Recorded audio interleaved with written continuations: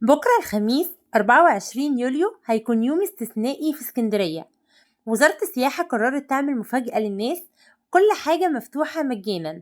أهم وأقدم المعالم الأثرية والسياحية هتزوروها مجانا من غير ولا جنيه.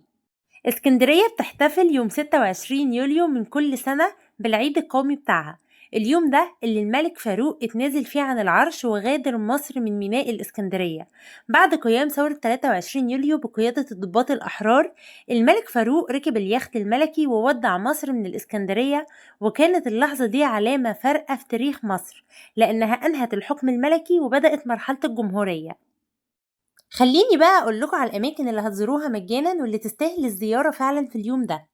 أول حاجة قلعة قايتباي، ودي واحدة من أهم الأماكن السياحية وأقدمها في الإسكندرية، ومكانها في نهاية جزيرة فاروس بأقصى غرب مدينة الإسكندرية، والبحر بيحيط بها من 3 جهات.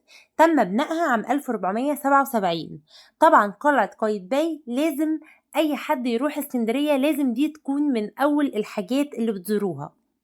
تاني مكان هو متحف الإسكندرية القومي، ومكانه بيكون في شارع فؤاد. المتحف ده بيضم المئات من القطع الأثرية الجميلة اللي بتصف العصور اللي مرت بيها زي العصر الفرعوني والبطلمي والعصور الرومانية والإسلامية وغيرها حتى العصر الحديث عام 1952.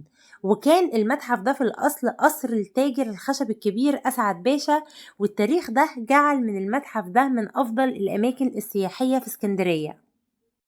تالت مكان هو المتحف اليوناني الروماني، ومكانه برضو في شارع فؤاد عند المحافظة القديمة، وفيه آثار رومانية اللي كانت غرقانة في البحر، وفيه آثار كتير من العصر البطلمي والعصر الروماني.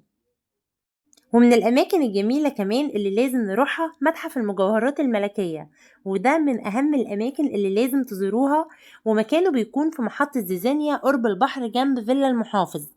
في مجوهرات الأسرة العلوية والملك فؤاد وزوجته والملك فاروق والملكة فريدة والأميرة فوزية. المتحف بيضم حوالي 11 ألف قطعة من أثمن مجوهرات الأسر الملكة، من عهد محمد علي باشا وحتى عهد الملك فاروق. وكمان من الأماكن اللي لازم تروحوها المسرح الروماني في كوم الدكة، وده أحد آثار العصر الروماني وتم بناؤه في بداية القرن الرابع الميلادي. آخر وأهم وأقدم بقى مكان معانا وهو مقابر الكاتاكومب أو مقابر كوم الشقافة، والمكان ده بجد لازم تروحوه لأن المكان ده من أقدم الأماكن الموجودة في اسكندرية، ومن أكبر المقابر الأثرية الموجودة في الاسكندرية، والمقبرة الوحيدة الكاملة في العالم اللي بتجمع بين الفن الفرعوني الخاص بمصر القديمة والفن الروماني واليوناني. فالمكان ده كمان اكتشفوه بالصدفة عن طريق حمار وقع فيه، ما كانوش يعرفوا عن المكان ده حاجة، ولما الحمار وقع فيه اكتشفوه بالصدفة. المقبرة من جوه كبيرة جدا ومليانة أنفاق وسلم حلزوني بجد المكان بجد اكتشاف من جوه. فلازم ان انتوا برضو لو انتوا موجودين في اسكندرية او قريبين او ناويين تروحوا بكرة فلازم تروحوه.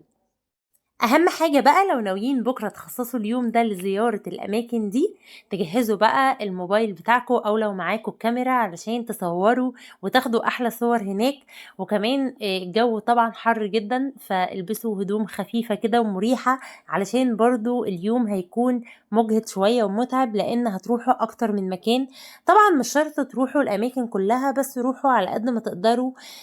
حاولوا ان انتوا تجمعوا بين اكتر من مكان، فرصة حلوة جدا ان انتوا تتعرفوا على آثار بلدنا والمعالم التاريخية والأثرية القديمة دي، لازم ان احنا نشوفها ونتعرف عليها.